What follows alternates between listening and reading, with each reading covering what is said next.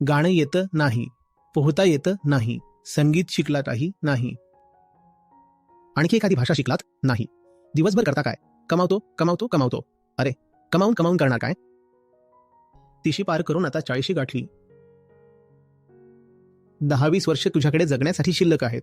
तुझी quality of life 0 आहे, पण कमवतोय खचखचखच. जेव्हा पैसा येईल तेव्हा त्याचा उपयोग खाण्यासाठी तर कराच, आणि जो पैसा उरेल त्याचा उपयोग करा जीवनात ऐश्वर्य आणण्यासाठी, रिचनेस आणण्यासाठी.